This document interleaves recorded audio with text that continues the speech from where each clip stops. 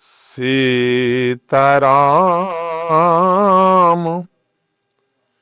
गुणग्राम पुण्या अरण्ये विहारिणो वंदे विशुद्ध विज्ञानो कवीश्वर कपीश्वरो। श्रीमद् रामचरितमानस के इस चौथे श्लोक में एक बहुत बड़ी व्याख्या की गई है कि जीवन में आगे बढ़ने के लिए भगवान के गुण ग्राम रूपी अरण्य में विहार करें। गुरु कीन कृपा, भगवत कृपा हो जाए। द्वार दया का जब तू खोले तो पंचम स्वर में गूंगा बोले। भगवान के गुण ग्राम रूपी अरण्य में विहार करने वाले ये भारत के दोनों विज्ञानी कहीं यूनिवर्सिटी में पीएचडी करने नहीं गए। हनुमान जी महाराज और वाल्मीकि जी और गोस्वामी जी की निगाह में ये दोनों बड़े विज्ञानी, विज्ञानी नहीं विशुद्ध विज्ञानी, अशुद्ध नहीं विशुद्ध विज्ञानी, कहीं एक लेस मात्र भी कमी नहीं। ऐसे ज्ञान के ज्ञान नामा अग्रगण्यम हनुमान जी अगर तैयार होते हैं तो किसी यूनिवर्सिटी और कॉलेज में नहीं, बल्कि पुण्य अरण्य का विहार करके जीवन में सफलता अर्जित करनी हो तो मैंने पहले के सूत्रों में आपको बताया। पहले श्लोक में जहां कहा कि वर्ण आदि षड विकारों को छोड़ करके वाणी से विनायक बनने का लक्ष्य तय करना है, वहीं दूसरे श्लोक में मैंने बताया कि जीवन में श्रद्धा और विश्वास नहीं होगा तो सफलता की गाड़ी रुक जाएगी। और तीसरे श्लोक में गुरु महाराज की चर्चा करते हुए कहा था कि गुरु की कृपा से यमाश्रितो हि वक्रोपि चंद्रः सर्वत्र वंदते। जिनकी कृपा से चंद्रमा सर्वत्र पूजनीय होता है, आज उससे आगे बढ़ते हैं। जीवन में आगे बढ़ना है तो थोड़ा घर तो छोड़ो भाई। जब तक जीवन में ग्रह त्याग नहीं करेंगे, ग्रहाशक्ति बनी रहेगी, जब तक इसको आपके होमसिक प्रॉब्लम है, तब तक आप अपने जीवन की सफलता के क्षेत्र में कहीं भी आगे नहीं बढ़ सकते। कुछ समय के लिए वन में जाना चाहिए। मैं तो कई बार विपස්සना की साधना में निकल जाते हैं, कई बार 12 दिन की 22 दिन की विपස්සना आदि साधनाओं में चले जाते हैं, यहां कहीं वन में चले जाते हैं, बिना कहे चले जाते हैं। और अभी तो एक बहुत पवित्र महीना आने वाला है सावन का, मतलब इन 12 महीनों में सावन, आइए वन की तरफ प्रयाण करें। भगवान राम के जीवन चरित्र में वनवास का बड़ा महत्व है। अगर ये वनवास नहीं होता तो राम एक राजा के लड़के होते और राज करके चले जाते, उन्हें कोई नहीं जानता। लेकिन वनवासी राम ने जो ज्ञान अर्जित किया है वो ज्ञान शायद राजा राम अर्जित नहीं कर पाते। वन ने जो राम को अनुभव दिए हैं वो शायद राजा की गादी पे बैठ करके अर्जित नहीं किए जा सकते थे। हमारे मारवाड़ी में एक कहावत है कि आदमी ठोकर खा खा करके महान होता है। घाट घाट का पानी पिया है। जब बोलते हैं ये आदमी इतना विद्वान क्यों है, तो कहते भाई इसने घाट घाट का पानी पिया है।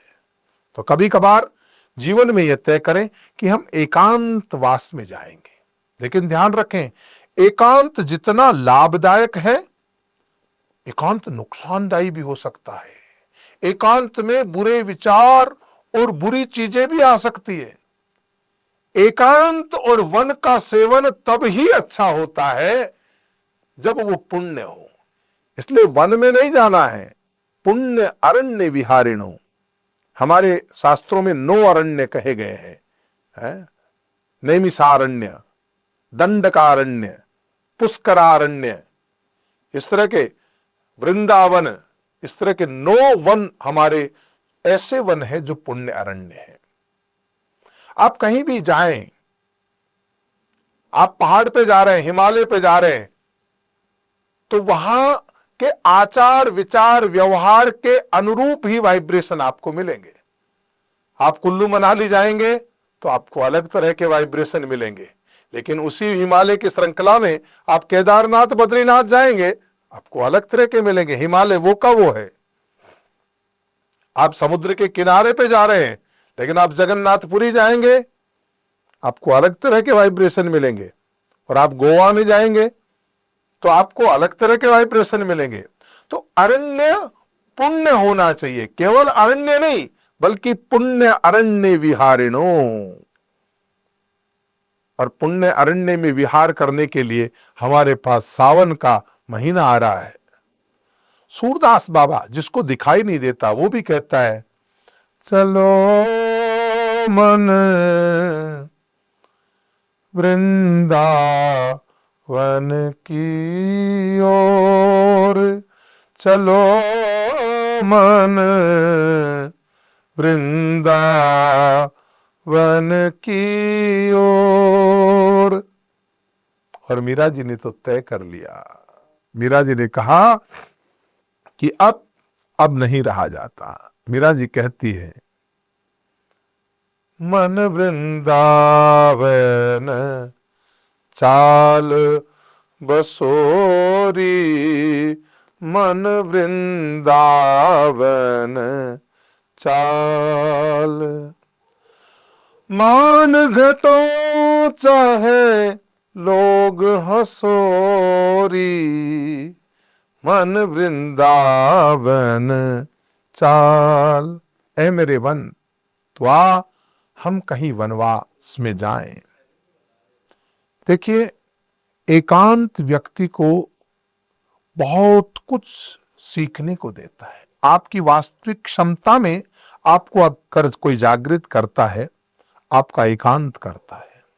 इसलिए आपको जीवन में सफल होना है तो ये जीवन की उहापोह से, सारे दिन के शोरगुल से दूर एकांत में कहीं जाकर के, लेकिन वो एकांत पुण्यदायी एकांत हो। क्या होगा? सीताराम गुण ग्राम। एक ध्यान रखना, भगवान के गुण ग्रहण करना। यहां दो भगवान है। सीताराम के अंदर गुण है, ज्ञान नहीं। भगवान ने कोई बहुत बड़ा उपदेश नहीं दिया। राधा कृष्ण में ज्ञान है, गुण नहीं। मतलब जो सांसारिक गुण होने चाहिए वो नहीं। बाकी राधा कृष्ण में कौन कहे कि गुण नहीं, लेकिन राधा कृष्ण के गुण हम ग्रहण नहीं कर सकते। राधा कृष्ण का ज्ञान, भगवान का श्रीमद् भागवत कथा का ज्ञान, भगवान राम के गुण ग्रहण करें और भगवान कृष्ण का ज्ञान ग्रहण करें। भगवान राम ने जो किया वो करना है और भगवान कृष्ण ने जो कहा वो करना है। राम जी ने कोई बहुत ज्यादा ज्ञान नहीं बांटा। हाँ, एक बार लक्ष्मण गीता का जरूर आता है कि जब वनवास में थे तो लक्ष्मण जी को कुछ ज्ञान की बातें उन्होंने बताई, लेकिन राम जी ने कृष्ण की तरह गीता कहीं हो ऐसा नहीं सुनने को मिलता। लेकिन राम जी का चरित्र जो है, राम जी के जो गुण हैं वही ज्ञान है, और कृष्ण का जो गुण है, कृष्ण का जो ज्ञान है वही गुण है। दोनों एक दूसरे के पूरक हैं। तो श्री वर श्याम युगल चरना, दोनों को प्रणाम करें। सीता राम गुण ग्राम। अब गुण ग्रहण करने हैं माताओं को तो सीता जी के गुण ग्रहण करें, इसमें कोई दो राय नहीं। क्योंकि आज आधुनिकता के आड़ के अंदर हमारी पौराणिकता खोती जा रही है, हमारी सामाजिकता खोती जा रही है। उसको अगर जिंदा रखना है तो आपको नई बहनों के लिए कहना चाहूंगा कि नई उम्र की कलियों तुमको देख रही दुनिया सारी, तुम पे बड़ी जिम्मेवारी।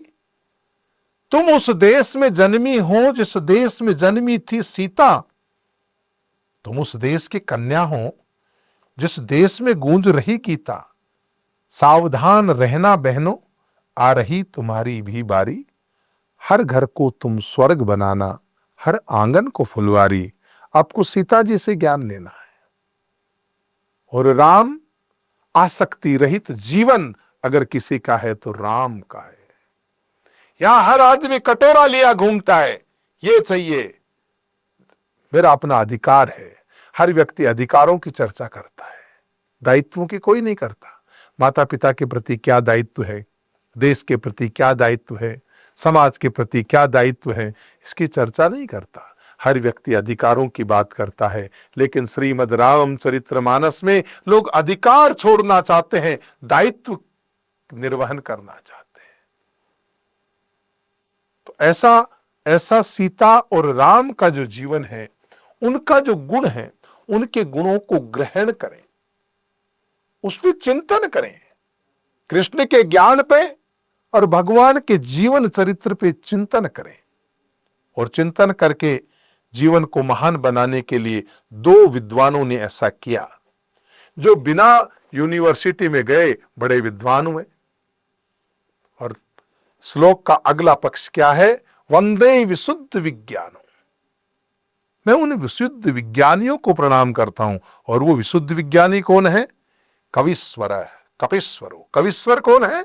वाल्मीकि जी महाराज। कहां पीएचडी करने गए भाई? राम भी शुद्ध जपा नहीं गया, राम को भी मरा मरा मरा मरा मरा मरा जपा। लेकिन जब गुरु कीन कृपा भव त्रास गई, मिट भूख गई चुट प्यास गई, गुरु महाराज की कृपा हुई है? तो गुरु महाराज की कृपा से जब एकांत का सेवन किया, एक कलयुग केवल नाम आधारा, जपत जपत न उतरहि पारा। एक नाम से इतनी बड़ी विद्वता आ गई। इस शरीर को भी कोई बहुत बड़े शास्त्र पढ़ने का सौभाग्य नहीं मिला भाई। हाँ, गुरु कृपा से बहुत कुछ सीखने को मिला, लेकिन बहुत बड़ा कोई ऐसा कोई डिग्री वाली पढ़ाई नहीं पढ़ी। लेकिन महाराज योग्य गुरु मिल गए तो आज उनकी प्रसादी बांटते बांटते समाप्त नहीं होती। बड़ा लगता है, जहां बांटते हैं तो गुरु महाराज का स्मरण आ जाता है, क्या कृपा कर दी। और वही हनुमान जी महाराज सीता राम रूपी गुण ग्राम रूपी अरण्य में विहार करने के कारण विशुद्ध विज्ञानी हुए। अब यहां प्रश्न उठता है कि हनुमान जी को विज्ञानी क्यों कहा? अरे भाई, अष्ट सिद्धि नवनिधि का दाता है वो। हनुमान जी महाराज अष्ट सिद्धि और नवनिधि के दाता हैं। और हम जीवन में क्या चाहते हैं? सफलता की रामायण में हम क्या चर्चा कर रहे हैं कि हम किस प्रकार सिद्धियों का अर्जन करें? तो हनुमान जी की तरह से वनवास करें, भगवान का नाम सीता राम गुणग्राम रूपी अरण्य में कितनी सिद्धियां, अणिमा गरिमा लंगिमा महिमा प्राप्त प्राकट्य, इस प्रकार सारी सिद्धियां, वो अष्ट सिद्धियां हनुमान जी महाराज में। ऐसा विज्ञानी कोई नहीं हुआ, साक्षात विज्ञानी है। सूक्ष्म रूप धरि दिखावा, विकट रूप धरि लंक जरावा, भीम रूप धरि असुर सहारे। क्या क्या रूप बदल लेता बाबा, ये कैसा विज्ञान है? बड़ा विशुद्ध विज्ञानी है। और वाल्मीकि जी महाराज, हाँ, वाल्मीकि जी के विज्ञान कहते हैं आज तक जीवन में कोई मनुष्य नहीं बना पाया। लेकिन क्षेपक कथा में आता है कि राम जी के सीता जी के एक ही बेटा हुआ था, लव। और जब लव एक बार खो गए तो उन्होंने चला कि मैं क्या जवाब दूंगा, तो कुशा से कुश का निर्माण कर दिया और उसमें प्राण डाल दिए। ऐसा विज्ञानी भी भारत में क्या पूरे विश्व में, ब्रह्मांड में कहीं नहीं हुआ। इसलिए श्रीमद् रामचरित्र। लेकिन इन दोनों विज्ञानियों ने कहां पढ़ाई पढ़ी? ये अशुद्ध विज्ञानी नहीं है महाराज। अशुद्ध और विशुद्ध क्या है? अरे भाई, जिसको बोध न हो कि मेरा अनुसंधान नुकसान पहुंचा सकता, वो अशुद्ध विज्ञानी। आज हम अपनी मौत का सामान ले चले, परमाणु बम बढ़ा के रख दिया, विज्ञानियों में तो कमी नहीं, लेकिन विनाशक है। उसे मालूम नहीं आज हम अपनी मौत का सामान, नुकसान कौन होगा? है जब कोई जीव की हिंसा होगी तो कितना नुकसान होगा। जिसके बलबूते पे लोग कूद रहे हैं, परमाणु परमाणु परमाणु की बात करते हैं, तो ये आविष्कारक जो है ये विशुद्ध नहीं, अशुद्ध है, नुकसान देने वाला है। लेकिन वो विशुद्ध विज्ञानी है, किसी को हानि नहीं होगी, किसी को हानि नहीं होगी। ऐसी सिद्धि प्रदायक हनुमान जी और वाल्मीकि जी को प्रणाम करते हुए, आप लोगों से पुनः एक प्रार्थना करते हुए, कुछ न कर सकें तो कम से कम इस श्रावण के महीने के सोमवार के दिन मौन व्रत धारण करके और बाहर जंगल में जाए, वहीं बनाए, वहीं खाए और एकांत का सेवन करें। मित्रों के साथ में नहीं, अकेले जाएंगे तो अधिक लाभ होगा और आपके जीवन में मंगल होगा। इसी के साथ में मैं आज अपनी वाणी को विराम देता हूं। कल फिर इसी समय आगामी एपिसोड के साथ आप लोगों के साथ में पुनः एक संवाद स्थापित करेंगे। आपका मंगल हो, शुभ हो, जय हो। आप सुन रहे थे let's mike more than radio. Follow कीजिए हमें हमारे सोशल मीडिया प्लेटफॉर्म्स पर। It's time for news. It's time for More Than Radio. Presenting the first radio news app, Let's Mic. Let's Mic, a news-based app on your phone where you get to watch and listen news, talk shows, interviews, radio show podcasts. On Let's Mic, you get all relevant information of TV, print, radio, podcast, and digital. Let's Mic talks about every segment of life.